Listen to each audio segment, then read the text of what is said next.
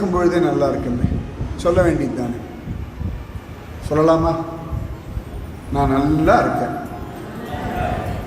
நான் சந்தோஷமாக இருக்கேன், நான் திருப்தியாக இருக்கேன், நான் ஆரோக்கியமாக இருக்கேன், நான் நிம்மதியாக இருக்கேன், என் குடும்பம் ஆனந்தமாக இருக்கு, என் கணவர் என்னை நன்னா வச்சிருக்கார்,